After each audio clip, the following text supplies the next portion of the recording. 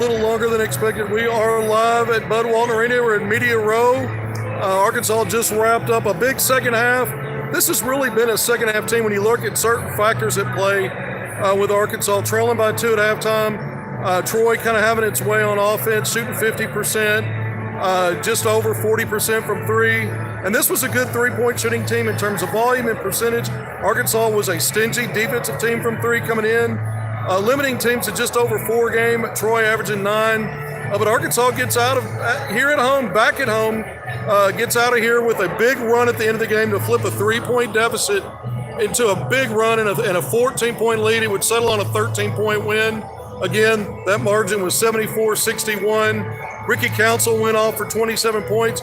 He had 13 and a 17-0 run that flipped that 3-point deficit with just under 7 minutes to play.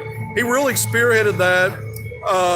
He had a big, deep three. I think it was a 32-footer is what my eyes told me. I don't know what it actually was at the end of the shot clock that really kind of got Arkansas really snowballing in that run. I thought that was probably the biggest play of the game was that shot. A lot of big plays, though. Makai Mitchell in the starting lineup, we know he's been there all regular season, a big first half, 10 and 9, nearly a double-double. And again, in the second half, you see other guys really stepping up. Council had 8 at halftime, but I mean, you finished with 27, another, near 20-point half in the second half. We saw him do some of that in Maui. You look at a guy like Anthony Black continuing to stuff the stat sheet and score the basketball. 14 points, 8 rebounds, 3 assists and 2 steals, so he did a little everything. Arkansas gets Nick Smith back tonight. That was a big deal. He didn't play much. 6 minutes in the first half, missed his first and only shot attempt. The statistician had him with 2 missed shots, but I think he only took one. I think one of those was a Council shot attempt. He did have an offensive rebound, but didn't play in the second half. Devo Davis is out. We know that. A lot of breaking news, really stuff that was leaking out through the weekend. Didn't say much, kind of kept quiet about some of it. But this was a night where not only was Arkansas getting back from Maui, which had its own fireworks, but again, there was breaking news surrounding this game. And then obviously you don't want the bad breaking news, which could be an Arkansas loss. That didn't happen. Arkansas, I thought Troy's zone morphed, it expanded, it contracted. They pressured 94 feet at times, picked up traps, just past half court on both sides of it, and did a good job. It was 2-1-2, 2-3, did different things with it. Arkansas was a little bit slow. I thought Musselman made adjustments at halftime, getting bigger in the second half, getting more veteran players out there. I thought Trevin Brazil, who had an awful first half, he did better in that second half, but it was really, to me, Makai Mitchell, first half production, Ricky Council, Anthony Black, kind of consistent throughout. I thought Jordan Walsh had some good plays. But when you look back at this game, Arkansas shoots 64% in the second half. It really solved Troy's defense. But so much of it was just one-on-one basketball. Arkansas ends up with 27 field goals for the game, shoots 53% after being 43% in the first half. So a big improvement there, but only 4 assists. So guys were using their talent. We've talked about length, athleticism, size, all these advantages. I thought Arkansas went to work one-on-one. I mean, a lot of Ricky Council, a lot of Anthony Black. Black had a play where it looked like he got fouled 3 or 4 times and had sort of a semi-Euro floater down the paint that went in, no whistle. But Arkansas, I'm not going to say survives because it was a huge run and they win by double digits. It looked for a while there that they might have to grind out and survive. But that run and that shooting percentage in the second half, as the Hogs had their way. Now they get to 6-1. The polls came out today. They only dropped 2 spots after losing a game in Maui. They're 6-1 now. Arkansas will be back home on the weekend on Saturday against San Jose State.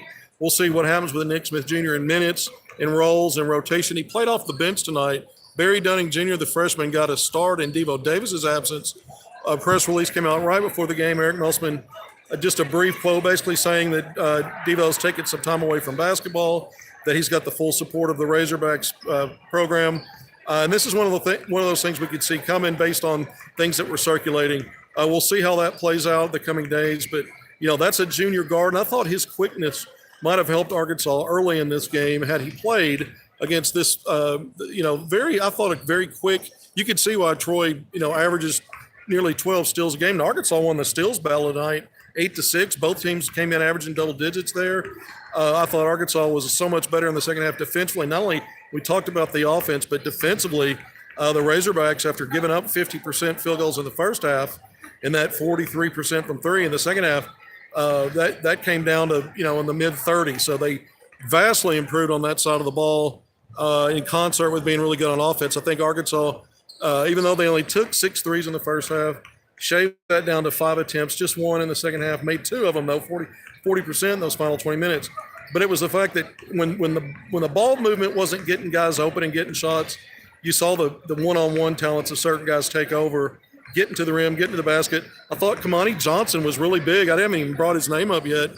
Back-to-back games now, inserted in the lineup, playing heavy minutes. He ends up with, helping Arkansas with 8 points, 6 of those, 6 of 8 at the free throw line.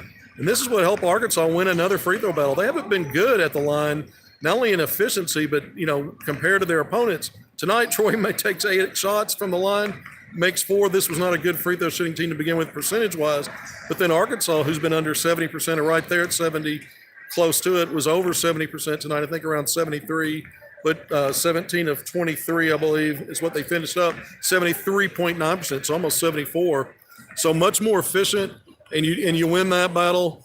This was a game that I thought was a good test for Arkansas as well. This is probably the best mid-major test so far because of the quickness and athleticism in places. Now, look, Troy, Arkansas was without Devo. Troy was without Duke Miles, its leading scorer, who typically plays off the bench, but averaging 14 points a game. We reported that yesterday in the Hoop Hogs notebook.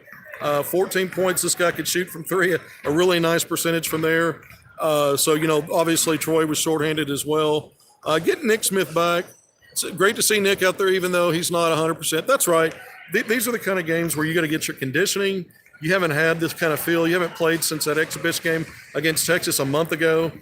Nick did some good things in that game, but he's just getting back out there. And dynamics have changed on this team. There's a different kind of flow and chemistry than even they had in Texas with what other guys have started stepping up and doing. And so, I thought it was good of Musselman to read that situation, break him in gently, get some 6 minutes run in there in a competitive first half.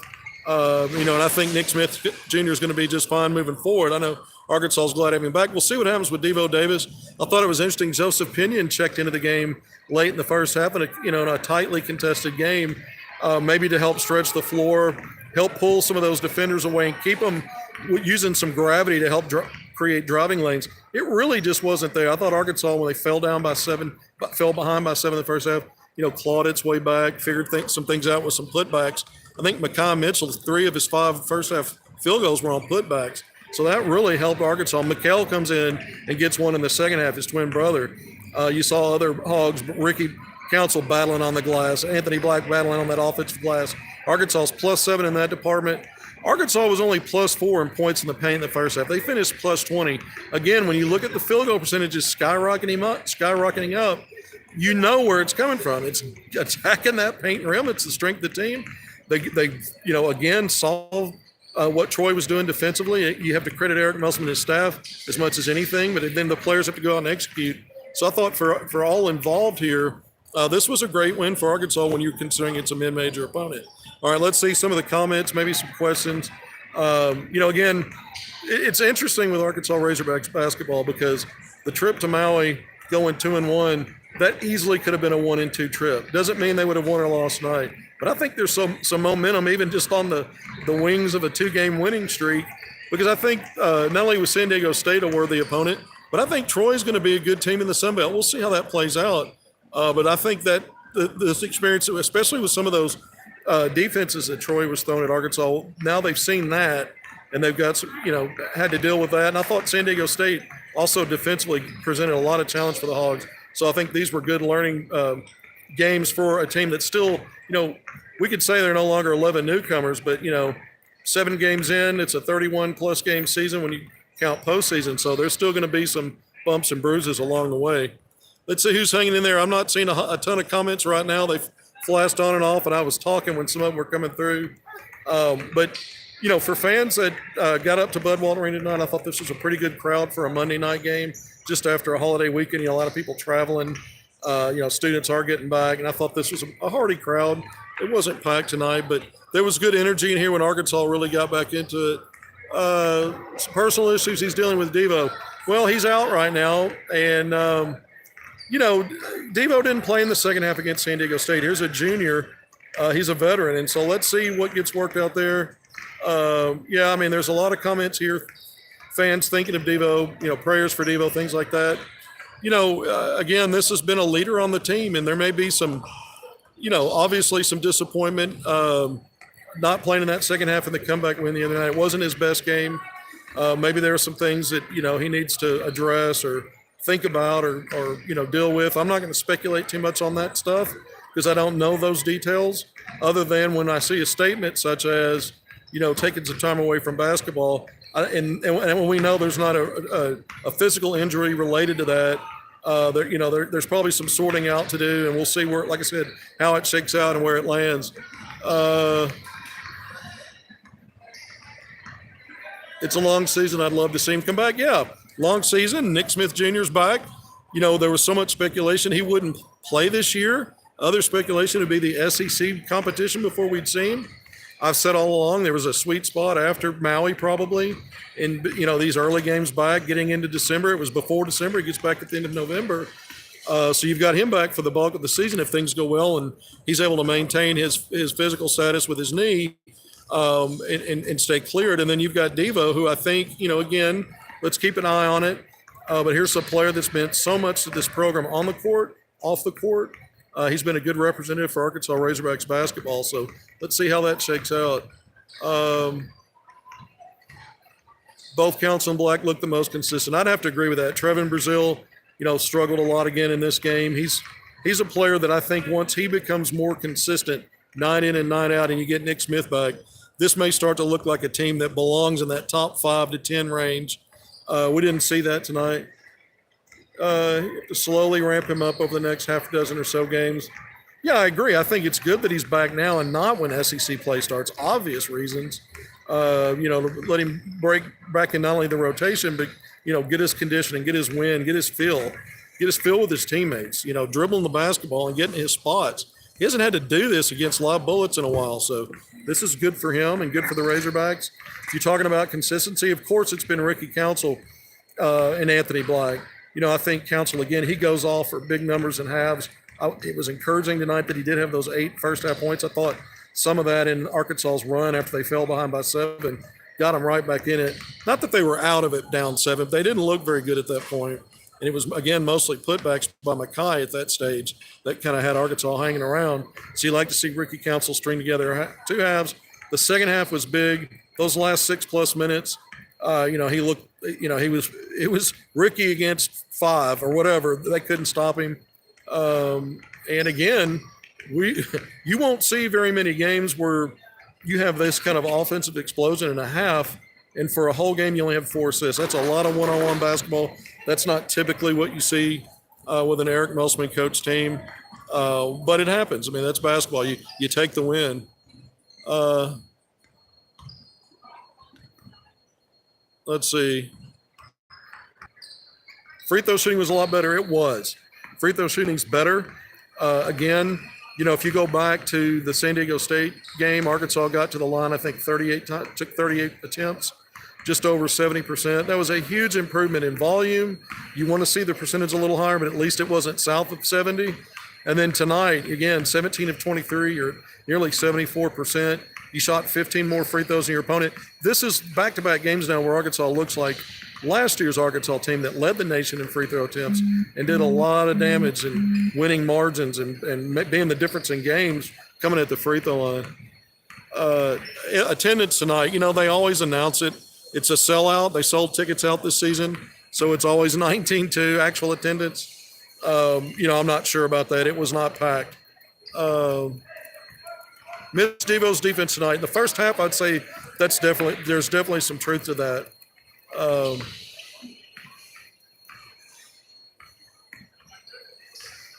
And I think another thing, Devo's quickness. This was a quicker team. Had some good quickness in the guard spots and even in their small forward wing spots. Some of their frontline guys, there was some real quickness there. And Devo brings that to the table. He's one of Arkansas's quickest players, and he's, can be savvy in some of his defensive and offensive decision-making. I think some of it's been a little questionable, but we know that he can produce at both ends, and I think some of that was missed tonight for sure. But Arkansas ends up winning by 13. You'll take that. especially given how tight the game was, in that fourth quarter, midway about, and Arkansas goes on that big run. Again, Ricky Council, you look at what he was doing offensively. I mean, 13 points in a 7-0 run. It's not Kamaui 2.0 because Kamaui was getting it done blue collar, and Ricky was kind of putting sauce on some of those moves. That 32-footer, though, that three, I think that was probably the biggest shot of the game. I thought Walsh did some good stuff tonight. 6 points, 4 rebounds, active. Yeah, he's learning. He's learning the game. I think he's going to be fine.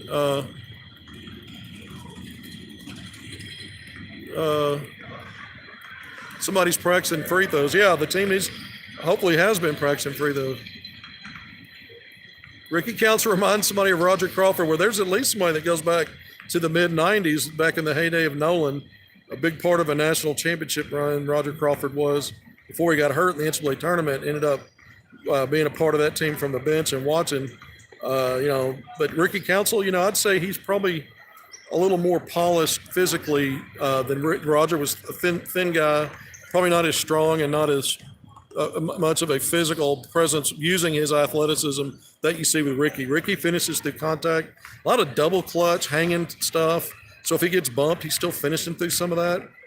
Really impressed with Ricky Council. This is he and Anthony Black, both scoring production.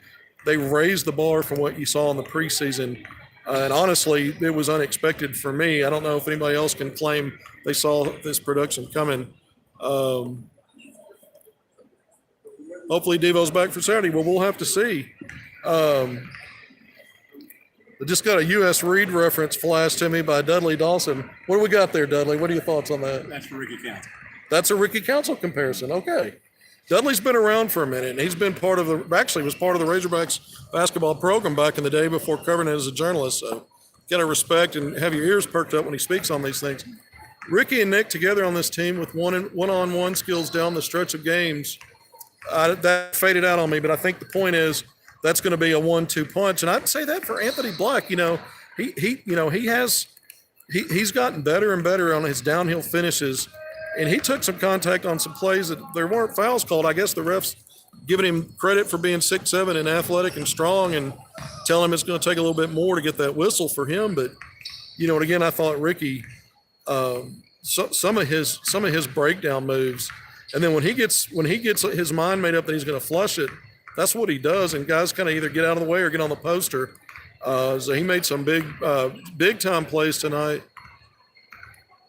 San Jose State as good as Troy. Was it Troy or as good as Troy? I need to really do a little more research and prep for that to speak on that. I thought Troy was a good opponent. When I look at some of the stats and some of their results, it was never a game I thought coming into it that Arkansas would likely lose. And I'll say the same about San Jose State, not knowing a lot. U.S. Reed was pretty athletic. I say pretty athletic. He was very athletic. 6'2" guard. He had some hops. He was a guy that had some heroics too in his game. Not just the half-court shot, but I remember other games where he made big shots, and they always talked about him shooting from that coffin corner. That was back in the day before there was a three-point line, but U.S. Reed was a hell of a Razorback, one of the best. Ricky Council and Daryl Hawkins. Again, I think Ricky's probably a little more polished in some ways. I think Daryl might be a little stronger. They're both athletic. I don't know that Daryl's stronger. I could be wrong about that. That's not a horrible comparison because the size is similar, both very athletic, and there's strength going on there as well. Do we necessarily need quad one wins? Yeah, of course. Arkansas needs quad one wins.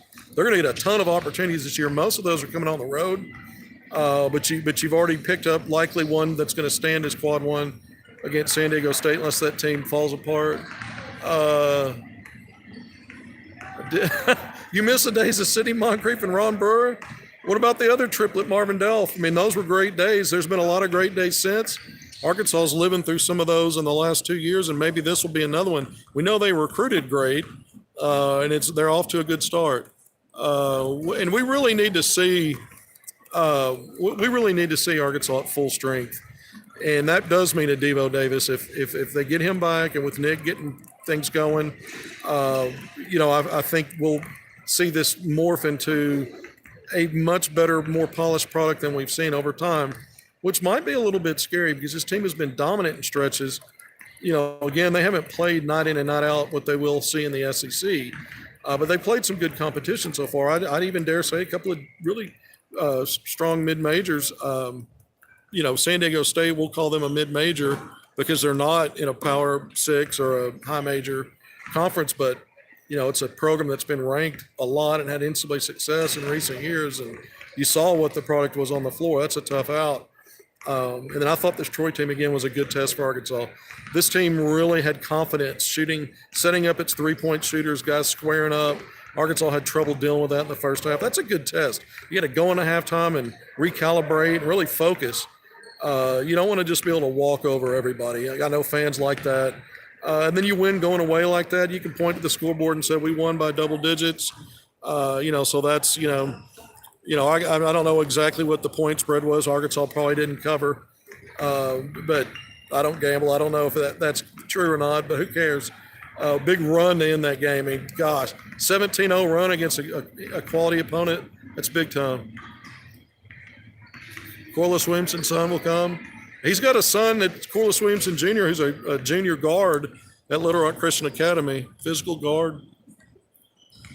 Texas versus Creighton on Thursday. Yeah, line them all up. Let's see these big-time teams play each other. Arkansas's got Baylor in the Big 12 SEC Challenge later. Arkansas's got Oklahoma, which, by the way, it stumbled out of the gates against Sam Houston, but just won a tournament beating Ole Miss. Oklahoma's, I think, 5-1 or 6-1 now. They may not be, a world beater, a ranked team, but, that may end up being another really good test for Arkansas in Tulsa later. And now that we turn the calendar to December for the next batch of games, that's one that's coming up.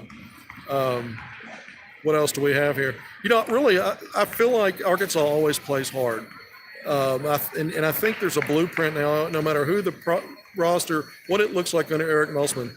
They make halftime adjustments. They seem to typically play better and get stronger in the second half, and they start finding a way to play to their strengths. And that's demoralizing to the opponent when a team that has that much talent can now figure things out to play to its strengths. And now you're basically, as the opponent, you're not controlling your own destiny anymore. You're trying to figure that out. You're not playing your best now at either end, and it kind of snowballs. And, Troy hung in there. Troy was right there. Arkansas had a run to go up 7. Troy went on a run to go up 3, 12-2. And then what does Arkansas do? This is what good teams do. They find their resiliency. They get back to what works, and maybe they start pushing buttons that they haven't pushed all game. And it turned out to be not a passing game. This was a one-on-one game for the Razorbacks. And there was just too much talent for Troy to deal with that because I thought Arkansas's team defense on the other end, there was nobody on Troy that was going to take the game over one-on-one. And Arkansas had 2 or 3 of those guys at the other end. That's just basketball sometimes. Yep, Doc Sadler on the OU staff. Arkansas had tired legs from Maui. Basketball teams, their conditioning, it's different. Different programs handle it in different ways. I think Arkansas playing a game this early in the week probably was dealing with some of that. Musselman doesn't really use his bench like maybe other schools would with that kind of talent. But he's got a formula that works. And I think, again, Arkansas is a second-half team. So we can talk about tired legs, but if anything, it seems like Arkansas gets stronger and better as games wear on. And so, do you get, if you believe in a second wind or finding your legs and that kind of stuff, maybe that's part of it. But I think a lot of it's strategy, in-game adjustments. And now you've seen your opponent for 20 minutes. Let's figure out how to take away what was working for them and build on what was working for you and and add to that. And Arkansas does a great job of that. It's why the record is what it is over the last 3 years. We're almost 25 minutes into this postgame here at Bud Walton Arena. It's my first time to do it from here like this. And I'm actually enjoying it. I appreciate these comments that are still rolling in.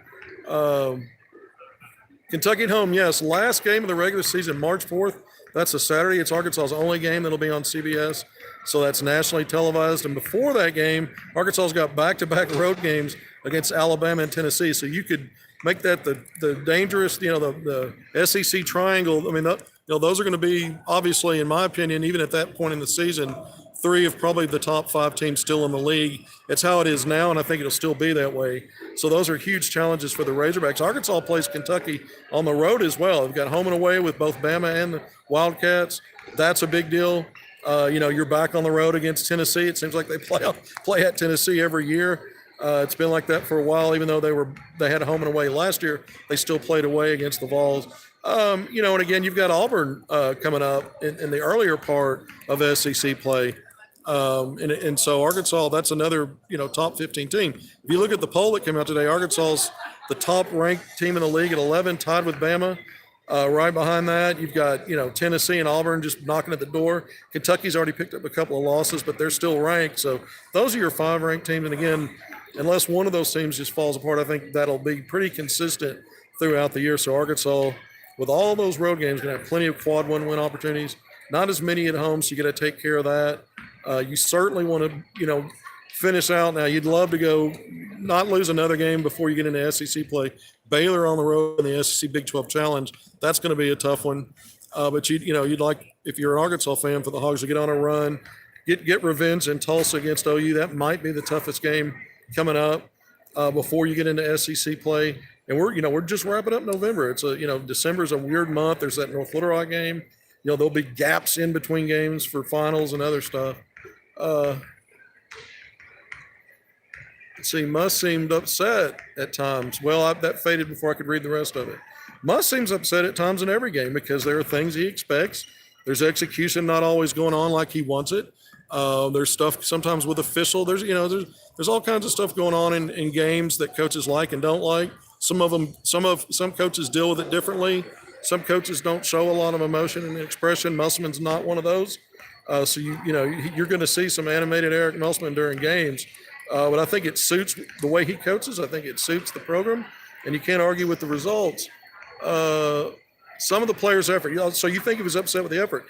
No matter what goes wrong after games, Musselman usually says we play hard, and he typically doesn't question effort. Sometimes he does. So and I did not sit in at the post-game press conference, so I've not heard his thoughts on that yet. But if that's what it seemed like, then that's something we need to explore and look into.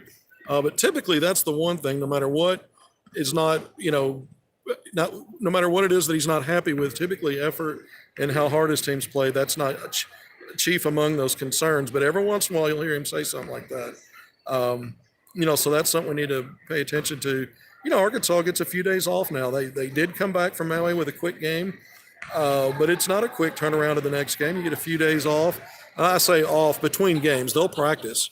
We'll see if they take any actual days or days off for recovery or any kind of NCAA mandatory time off. But they've definitely got several days between games, 5 days. So that's probably a good thing because then they can manage practice how they want in terms of, getting guys' legs back if they feel like they're spent.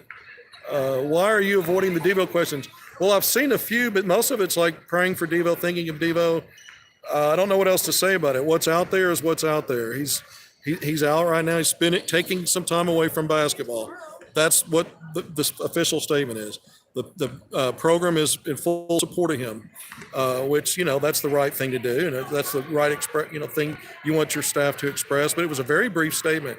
I don't know what else I could say. Devo didn't play in the second half in Maui in the finale against San Diego State. He had a rough first half.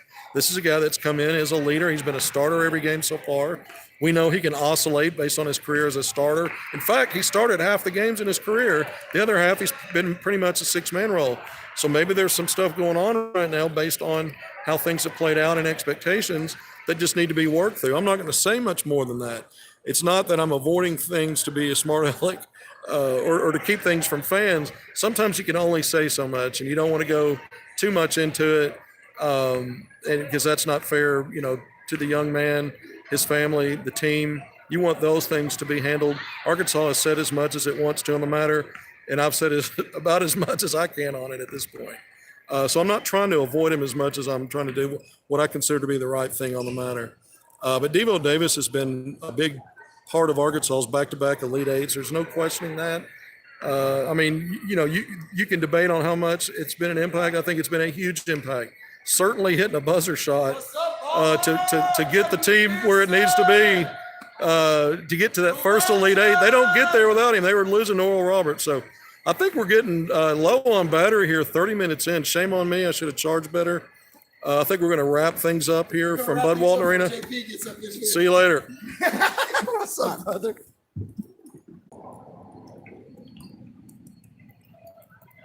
Hey, we might still be going. Reason Jalen Graham isn't playing as much because of his defense. I guess this never ended. I think there's other things going on there. I think if you look, the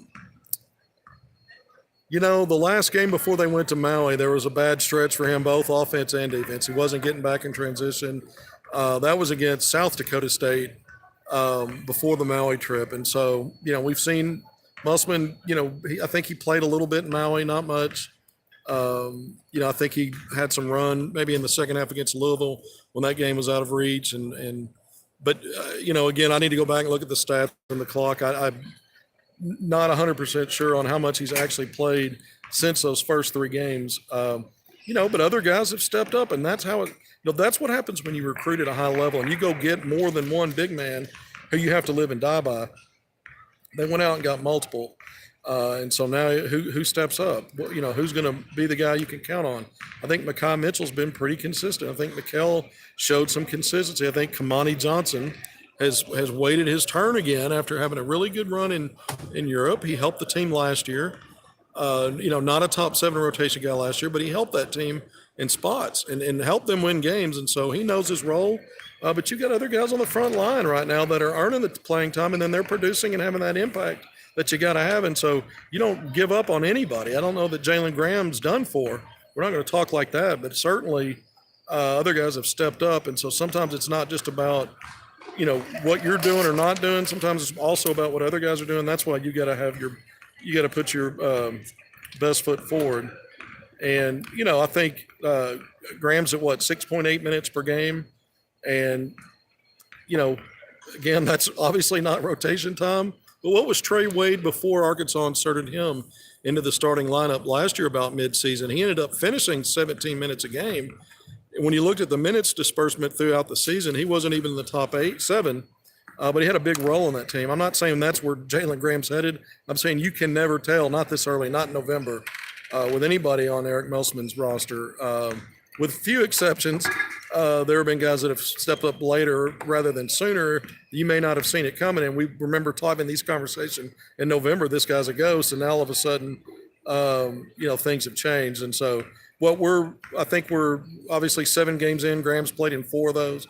So he's, again, at this point, I think that when we look at the minutes, when we look at how many games he's played, it's pretty obvious that he's not a factor right now. That doesn't mean he can't be later. And certainly, guys like Kamani Johnson, we've seen what he's done with games where he sat out. He didn't play every game so far this year, but he's been huge the last 2 games, and he's made the most of his opportunity. He's ready. He knows what's expected. He's been in this program. He knows what Musselman wants. He knows what his strengths are. He plays with those. San Jose State's the next opponent on Saturday, December 3rd. Someone else answered that. That's correct. San Jose State. That'll be game 8. I'll be so interested to see where Nick Smith Jr. is in terms of actually how he looks and whatever role he's given in minutes he's given and the chemistry with others on the court with him, because I think at some point that he's going to thrive with what's around him. And so then while you're getting to that point, you understand there may be some, precautionary stuff in terms of limits, restrictions, and some other things to kind of break him in slowly, because certainly Arkansas right now, when you're playing winning basketball, you don't want to just revamp everything for one guy. At the same time, it's a special player, and he's going to be in the rotation. So it's going to be very fascinating to see how it all plays out and how soon some of the things start to come together.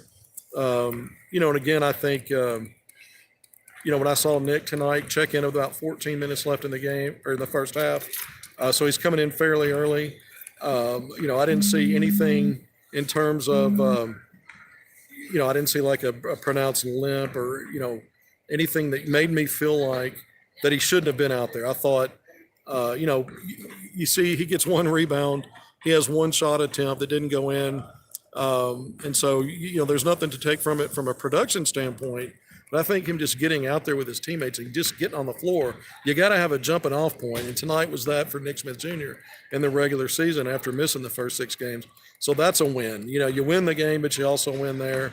You check that box, and I think it's, onward and upward from that point on, assuming he's fully healthy and ready to continue. San Diego State fans demand an apology from us. Yeah, I don't want we can rehash that stuff. I mean, things happen after basketball games. Sometimes players and coaching staffs get mixed up in that. It didn't break out into some true melee that we're replaying over and over again nationally for days and weeks. There's nothing like that. So this is one of those things. You put a statement out, you put it behind you, you move on. These things have happened. I mean, it's not the first time, it won't be the last. We talk about Eric Musselman's passion, as a coach, and sometimes things happen with passionate people. And again, no major lines were crossed. Obviously, if it had been, we'd be talking a lot more about this, and it certainly would be on the national scene in a big way. So I think you just move on from it. Thanks, laugh out loud figures. I'm not sure. I don't know what that means. Yeah, but what figures to me right now is, I've always said when I look at Arkansas scheduling in the non-conference under Musselman, I've always felt like they've left it short to prepare themselves as much as they can be. There's more than one way to skin a cat, and so there's sometimes it's good to play, to maybe avoid going into true road games for a while, maybe not to schedule. It's hard to schedule high majors here at home in Bud Walton Arena. So sometimes there's good reasons to do that, but I really felt like having Maui as an early test was what Arkansas, even this team needed. And I thought Musselman putting Texas ahead of all that and pushing that kind of last minute into the exhibition season was brilliant. So, for me, the obvious thing right now when I look at this scheduling is you leave November. Arkansas's never been tested this much this early going into December. And so regardless of who's coming and going, they need to get that figured out, no doubt. Devo Davis, Nick Smith Jr., get everything together there. But I think regardless of that, we've seen guys tested sooner than they would have been. And I don't think this team's going to get pushed around at all when it gets into SEC play. In fact, it might do most of the pushing. And I think these are the kind of games that help you get to a point where you can feel like you can play that way.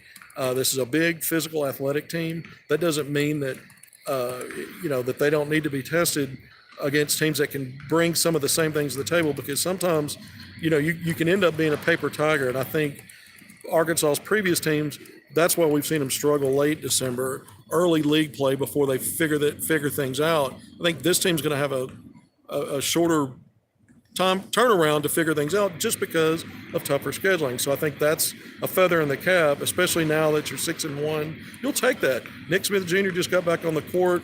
Maybe Arkansas's undefeated if he'd been healthy this whole time. Maybe not. But they're in a great spot right now with what they've done so far. All right, now we're 40 minutes in. I thought I was getting out of it the last time. Somebody walked by and was being loud, so I didn't get out. But we're going to get out now. 40 minutes in. Thank you for your questions. I probably missed a lot. Once I see them, I start to try to read them and they fade off, so I don't get all of it. So thank you for your patience. Thanks for joining us, and we'll catch you again on Saturday. We'll try to do a pregame and a postgame this weekend. Thanks everyone.